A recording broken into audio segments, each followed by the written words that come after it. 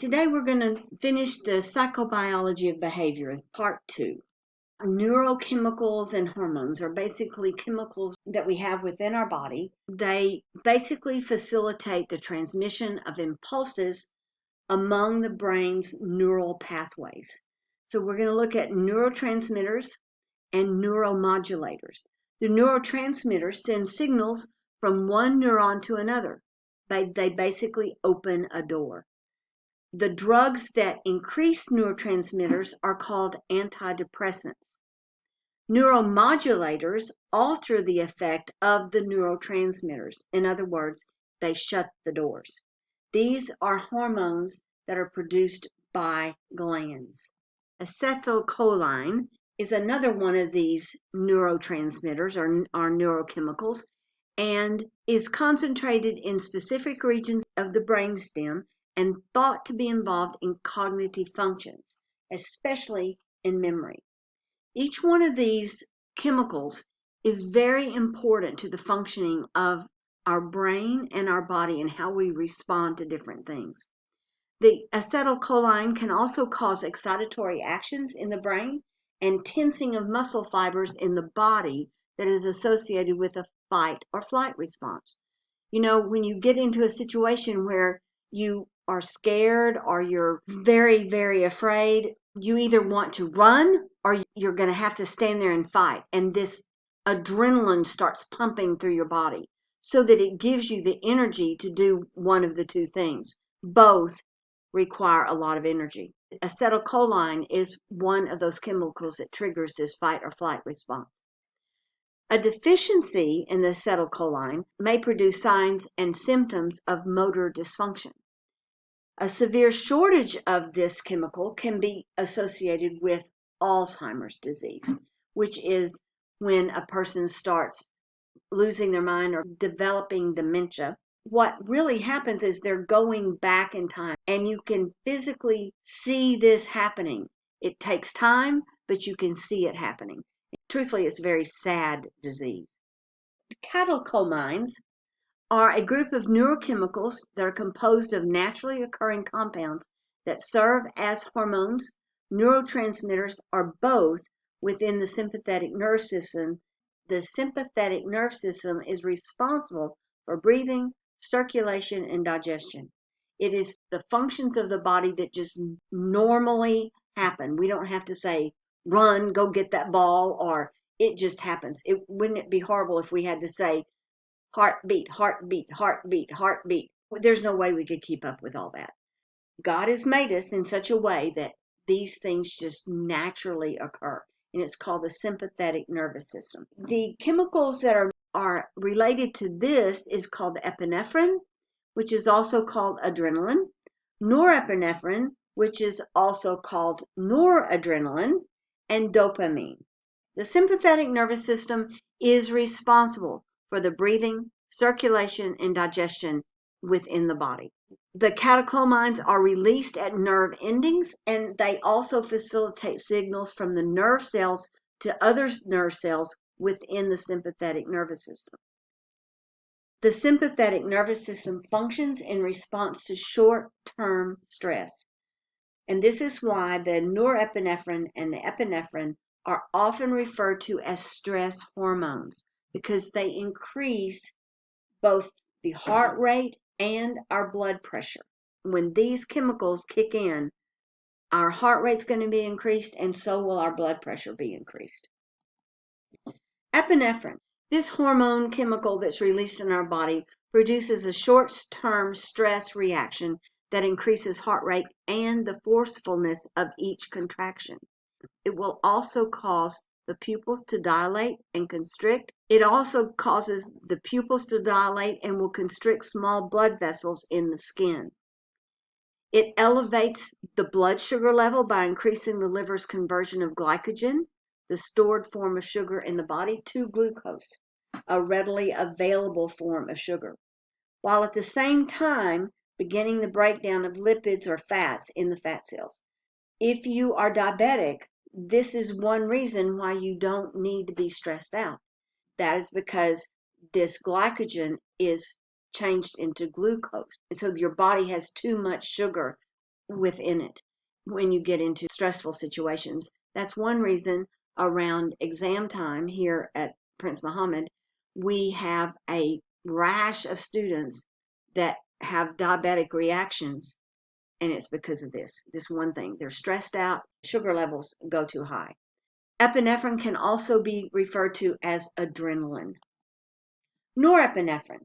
The norepinephrine increases the level of excitatory activity within parts of the brain where attention, arousal, and impulsivity are controlled. Norepinephrine plays a role in the fight or flight response by activating the sympathetic nervous system and increasing heart rate in readiness for taking action. Norepinephrine is sometimes called the stress hormone. Dopamine. Dopamine is critical to brain control of physical movements. It is also necessary for synthesis of epinephrine. So if you don't have enough dopamine in your system, the epinephrine within your body won't be released. It won't work properly. Dopamine controls the flow of information within the brain and can cause a decline in neurocognitive function, particularly related to memory, attention, and problem solving. If somebody's having some mental issues with they can't remember, or their attention span is low, or they cannot problem solve, then sometimes a physician will look at the dopamine levels to see if they're high enough or not. Dopamine is also associated with the pleasure system of the brain. This is related to the feelings of enjoyment and reinforcement that motivate us to do or continue doing certain activities. If we have a deficiency in this, it can lead to Parkinson's disease. If you don't know what Parkinson's disease is, you need to look it up. It's a disease that middle-aged people to older people sometimes disease will come on them. When there's an increased level of dopamine, it can lead to schizophrenia.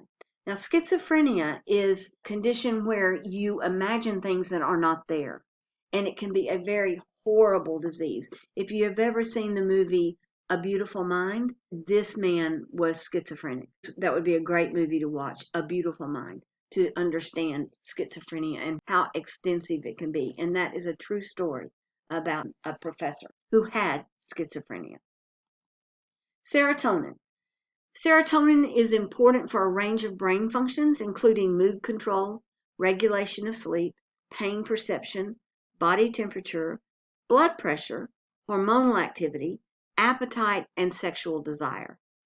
If we have imbalances with serotonin, we will deal with depression, bipolar disorder, and anxiety. Melatonin is what people tend to call the Dracula of hormones because the pineal gland can produce the melatonin and release it into the bloodstream only when darkness occurs. So when the sun goes down, the melatonin levels in your body go up. Then by 9 o'clock the next morning, the melatonin in your body will basically be gone because the sun has come up, and when the light starts entering your brain, then the melatonin level starts going down. This is why it is not good for people to sleep with lights on in their bedroom or a television on in their bedroom or any kind of light. You need darkness for the melatonin to really rise in your body and for it to function properly. The levels normally stay elevated for about 13 hours before they will go back to where they're not detectable in your body at all. If you're in a brightly lit room, the release of the melatonin will not happen. You need to be in a dark space for this to happen. This is just a graphic of what happens. The light goes in and it hits that supraplasmatic nucleus and the melatonin is released. Environmental risks. These include physical injuries, falling, slipping, tripping. They can also be long-term health issues like Legionnaire's disease or AIDS. It can include our psychological health, whether it's depression, learned helplessness, abusive behaviors, paranoid delusions, etc. It can also include air pollution, light pollution, noise pollution, and fear of invasion. Air pollution we understand. If we live in a big city, many times we deal with air pollution. Light pollution, that is when light is coming into our eyes and it's not wanted. It could be glare during the daytime. At nighttime, it could be a light that's bothering you while you're sleeping. Any light that is not wanted is considered light pollution. In the cities, at night, we cannot see the stars because of light pollution.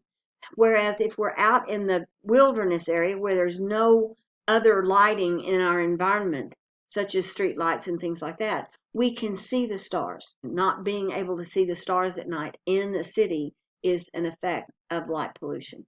Noise pollution. We've all encountered this. Have you ever sat at a light in a car and another car pulls up beside you and they have the radio going so loud that it shakes your car? That is noise pollution. You may be wanting to sleep at night and the next door neighbor is having a party and the music is too loud. That is considered noise pollution. Any of these things can be an environmental risk. Now, let's talk about fear of invasion. If we are afraid of an environment or we are not comfortable in the space where we are, and we are afraid that somebody's going to come in on us, we will not stay there. This is basically fear of invasion. I know one time when I was a lot younger, my roommate and I were doing things in the house and getting ready to go to bed and, just doing our nighttime routine. And I had gone into the bathroom to shower and get ready to go to bed. And I just felt very uneasy when I was in that room. And I came out, got dressed, came out, and I asked my roommate, I said, when I was in the bathroom, I had a real funny feeling that somebody's watching me. And she said, Janine, I've had that feeling too. And I said, well, I don't know about you, but I don't want to stay here. So we left, went over to her grandmother's house and spent the night with her grandmother because we were both afraid. The next morning, we went by the store that was on the corner, just literally the next lot from where the house was. We went to the store there, and the gentleman in the store told us that they had found a guy roaming the neighborhood last night that was up to no good. And I just kind of looked at my roommate and I said, I think we had reason to be afraid. And I'm thankful that we left. Because when you are afraid and you are not comfortable in the environment where you are, you will do something about it.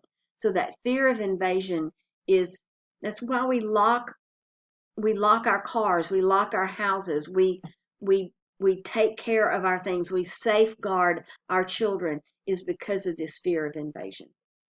The World Health Organization defines health as a state of optimal physical, mental, and social well-being.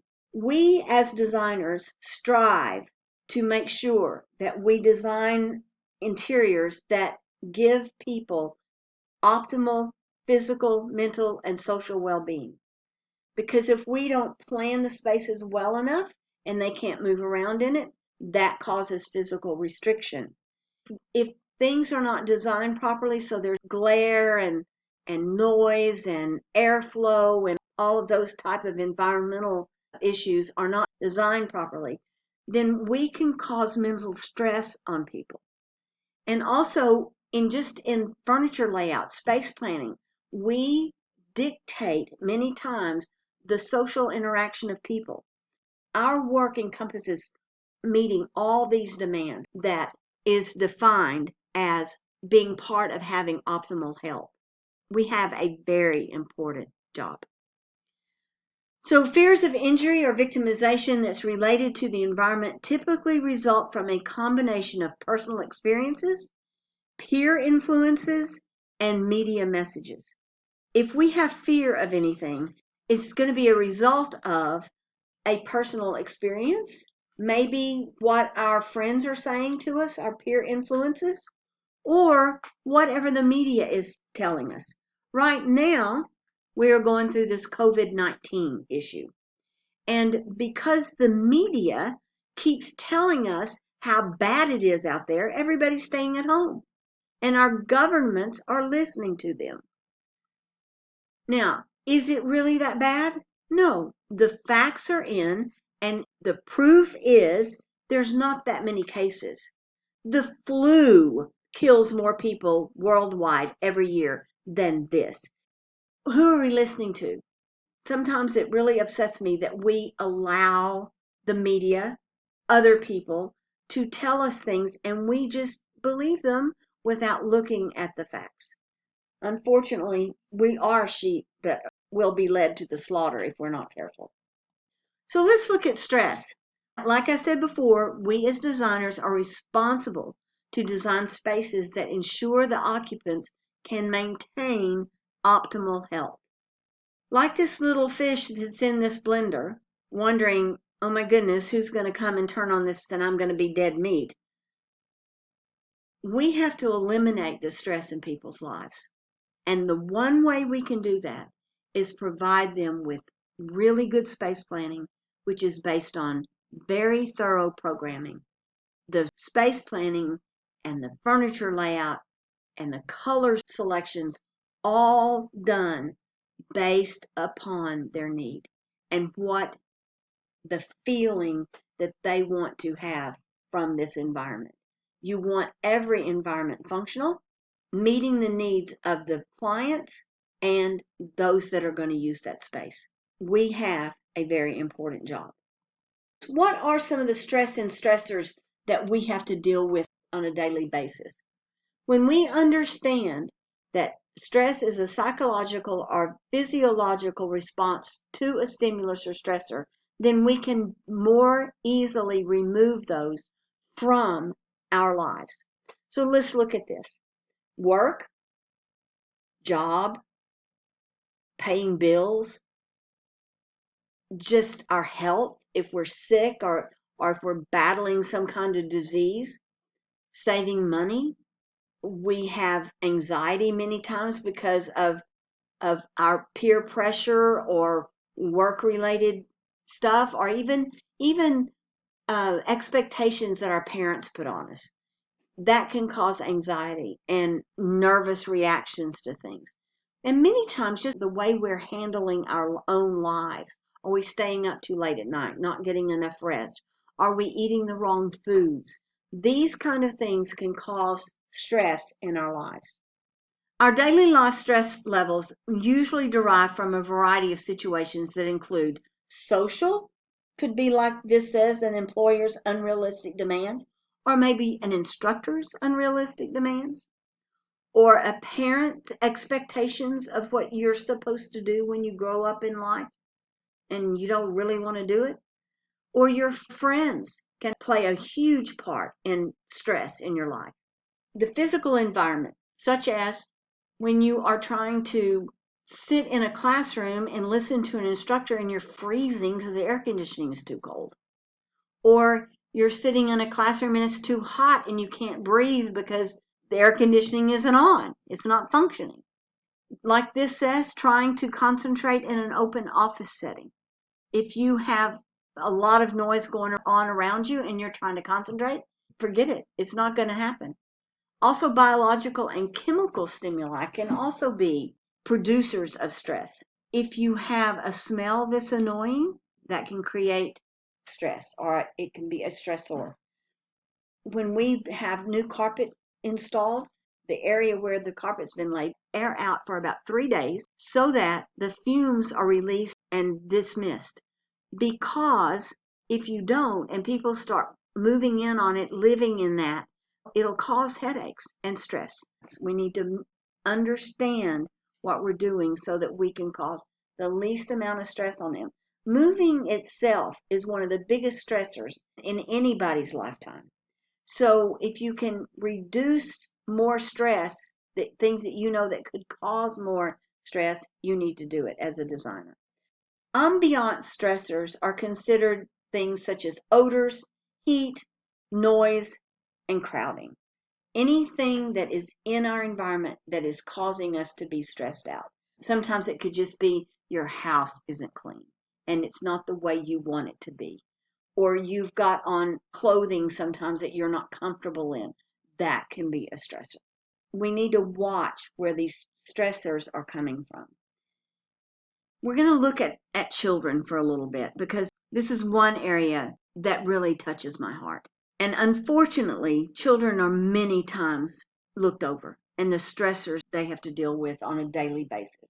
Many studies have shown that the leading cause of death for children in developed countries are injuries sustained from biological and environmental sources and psychological and physical reactions to stress.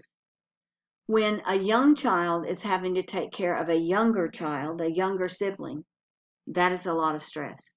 That is not a job for a child. The parent should be doing it. But many times, especially in third world countries, you have such poverty that that does not happen. The children take care of themselves. Unfortunately, many times in these situations, the parents even sell the children so that they can have money themselves. That leads to the children being trafficked and used for things that absolutely deplorable. So children have a lot of things to deal with. And I would say when you plan for a child's room, you need to think about the child and their needs, and you need to talk to them and see what they want in their room, what color they want, what shapes they like, what patterns that they like. You need to talk to them and make it theirs.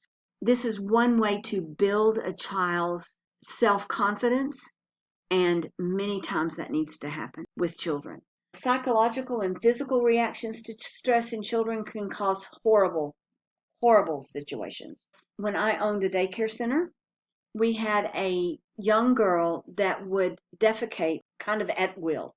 She would defecate. And if you don't know what that means, it means she would poop in her pants. I should have picked up on this. I knew better, but that is a sign of being sexually abused. To this day, it haunts me that I did not help that child. Truthfully, at that point in time, it didn't even enter my mind that this could be happening. But now that I look back on it, I know it probably was happening. And it just really disturbs me that I didn't do something for her. When there's different people in your home and there's maybe even family members that you don't particularly care to be around, truthfully, the parents should be sensitive to that and start understanding and listening to the child. Unfortunately, many times the children are not listened to. And they tell you things, and the parents or the adults think, oh, that couldn't happen. That couldn't be going on when the children are telling the truth. This is a big part of my heart, and it's very important to me that children are respected and they are taken care of. Our stressors can be chronic or acute. An acute stressor is something that is sudden, it's intense, and it's short-lived, like the cat on the left. Scare the cat and they're going to respond real quick and then they go back to their normal self. However, chronic stress is different. It piles up and it piles up and it gets bigger and bigger and bigger until you just can't handle it anymore. And you sometimes will get up and walk off, or you just respond to it. One way or the other, you're going to respond to it. Sometimes you'll sit there and go, okay, I'm going to take care of this and this and this and get this off my back, and you get it done. But sometimes you let it go too far. And this can be very detrimental to your health and to your life. When we get to this point, we are out of order. We need to sit back and think about what got us there in the first place. Our cognitive disorders are really our cognitive disabilities are often compounded by self-doubt with regard to self-competence. The stressors can be compounded because of our cognitive disorders.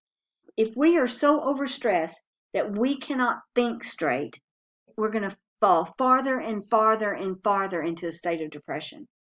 So during exam time, like you guys are getting ready to move into, you need to stay calm. You need to make sure that you've got everything organized and you're doing 2 hours of study a day on this and another hour tomorrow and 30 minutes here. It's better to do small amounts of study than cramming at one time. When you go over it and you go over it again, you go over it again, it's building the knowledge in your brain.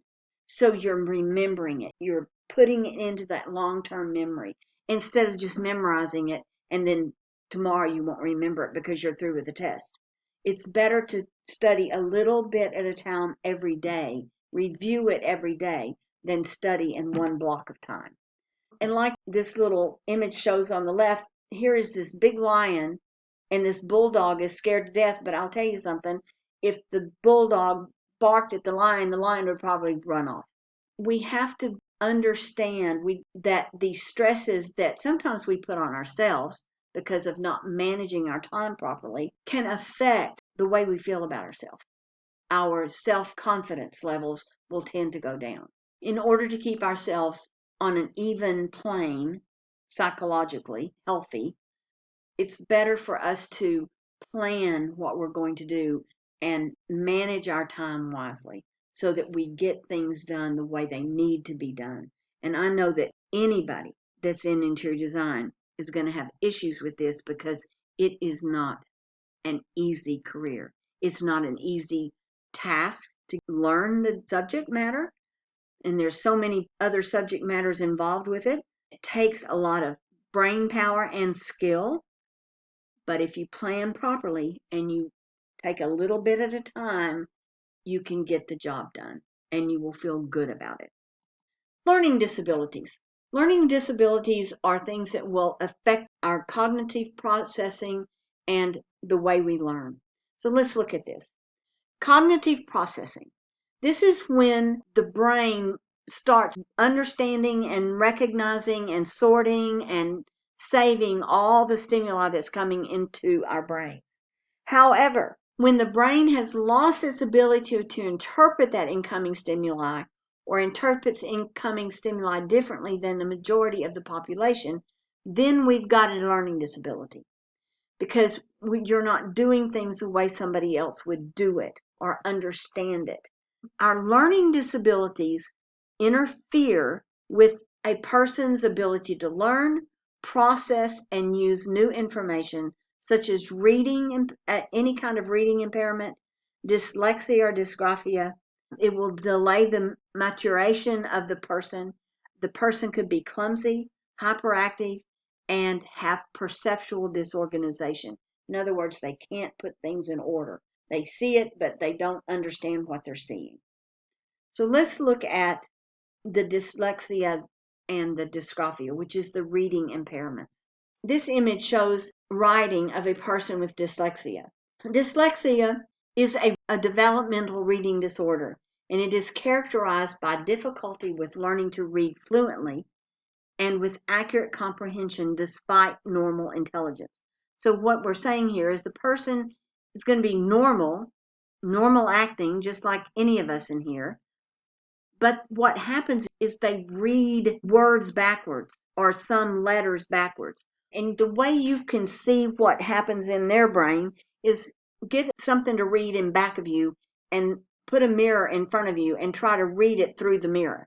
That's the way they're seeing it. Everything's backwards. Dyslexia is the most common learning difficulty that we have. In this image, we can see whoever did this, their E's are backwards, the S's are backwards. What, do y'all see anything else that's backwards? The P's are backwards. So the E's, the S's, and the P's are backwards, and I can see. You can still read it, but it's not the easiest to read, but you can still read it. And they can too. This is a graphic showing you all the things that dyslexia can affect. So it can affect your spatial and temporal area. So you would have difficulties with telling the time, left, right confusing, and get lost easily. Your memory, sequencing, phone numbers, alphabet, mathematical times tables, your dates, motor control, coordination problems, handwriting difficulties, difficulty in copying things, reading, losing placing the text, moving or overlapping text, needing to reread, spelling, you can't remember words that look alike, difficulty hearing sounds, similar sounds cause confusion. In your listening, you find background noise very distracting. You have problems taking notes. In writing, you can't find the right word, you have organizational problems, and difficulty getting ideas on paper. So all of these things are related to dyslexia. Now let's look at dysgraphia. Dysgraphia is really bad. When people have dysgraphia, they have difficulty with fine motor skills used for handwriting. Can any of you read a word that's on this page? I can. I can see some letters, but none of these letters make up any words. And the person that wrote this knows exactly what they were saying or what they were thinking when they wrote it. But could they go back and read this also? No, it's not legible. Dysgraphia is a much greater difficulty than dyslexia. Dyslexia, people can be trained and it can be corrected. I know of one researcher that has developed colored glasses, rose-colored glasses for people with dyslexia.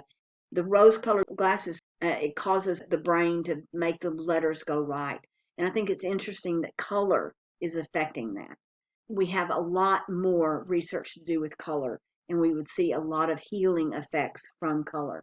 Because remember, color is a result of light, and light itself is healing.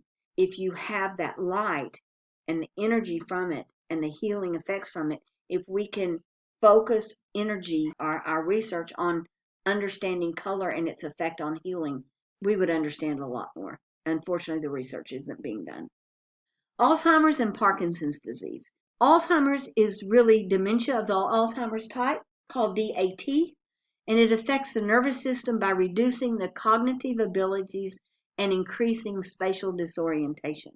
As I told you before, when you have a person that has Alzheimer's, they just literally go back in time in their body and their brain. I don't mean they go back to being a baby, but you can see them just going backwards in time. For instance, my sister had a home for the elderly in States, and she had a gentleman there that was a very good friend of our family. This gentleman, they just could not continue to take care of him at home because every time the mailman would come, he would go out and get the mail out of the mailboxes and bring it home, tell his wife that he had gotten all the mail, and he had from everybody on the block.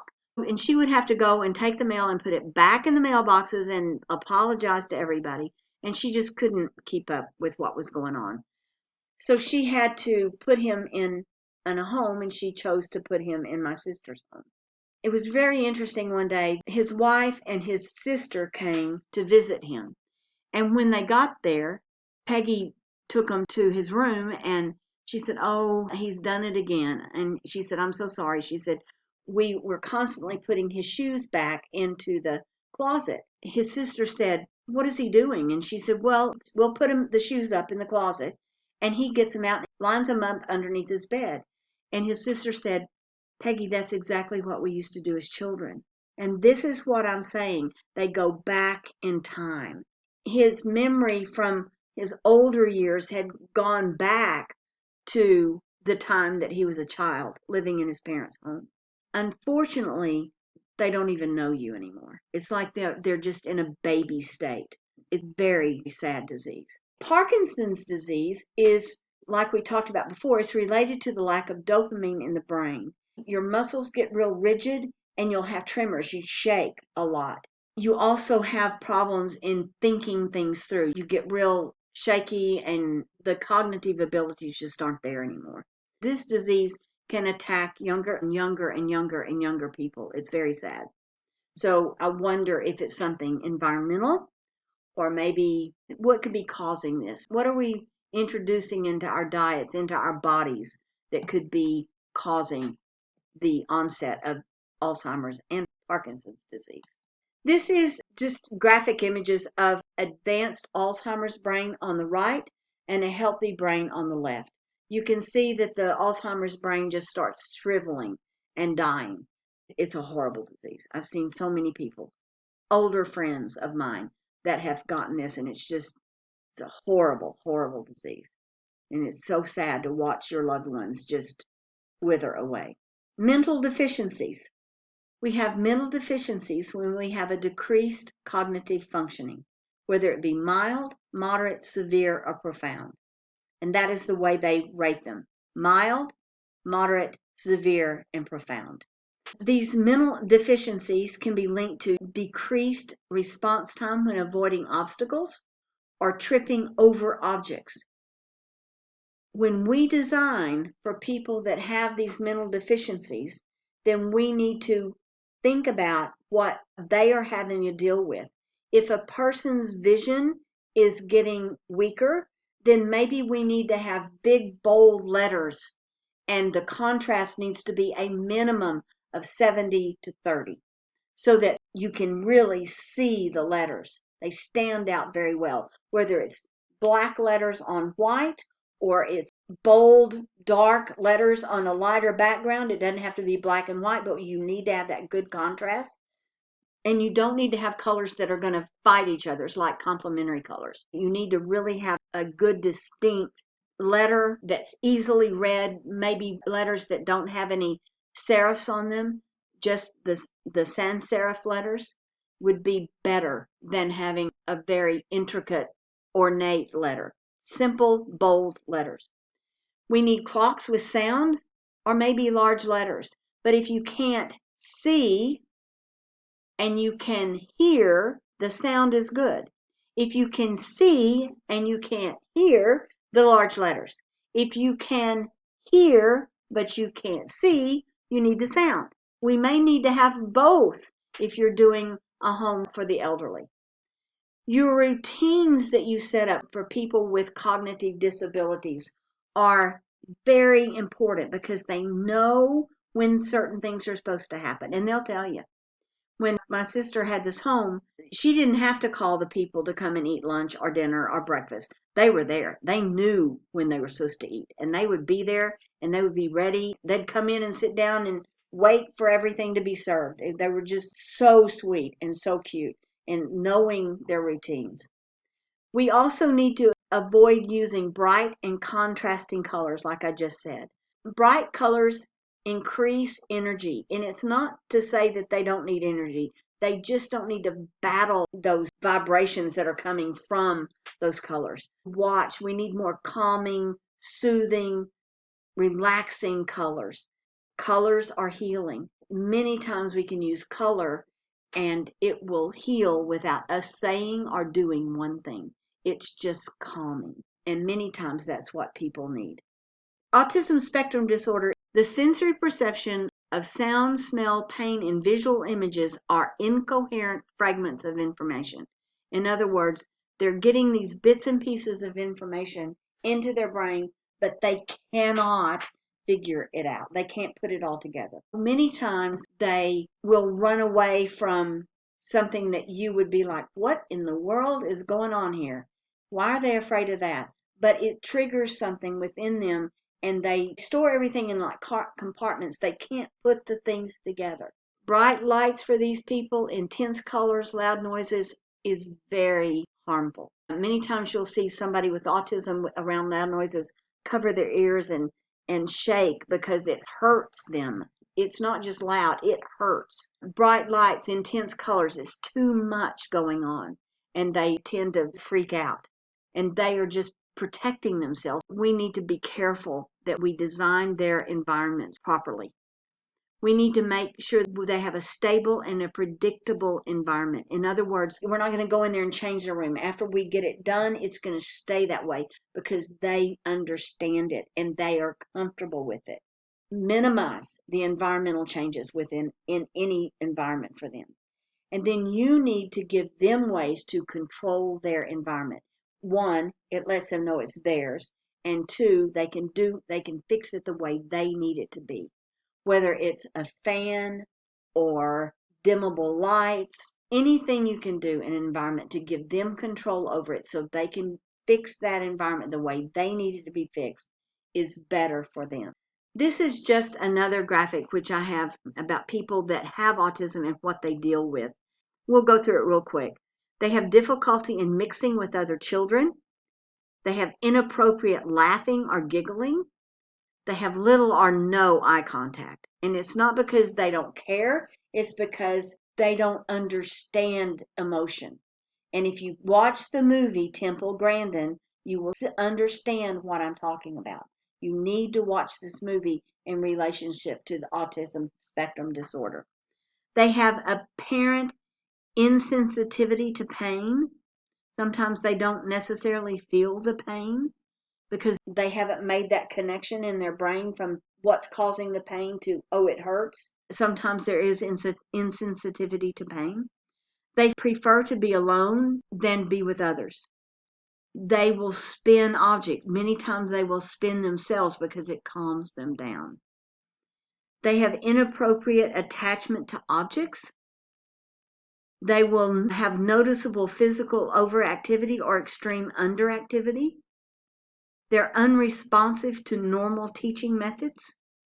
So if they're unresponsive to normal teaching methods, then they're going to be more than likely unresponsive to things that you would do as a designer. You've got to find out what they need and do some research on it because it's very interesting. The snoozling rooms are very interesting. They sometimes insist on sameness or resist changes in routine. They have no real fear of danger. Because they don't have any fear of danger, many times you have to watch them so that they don't hurt themselves. They can stay with odd types of play for long periods of time. Many times they'll repeat words or phrases over and over and over again.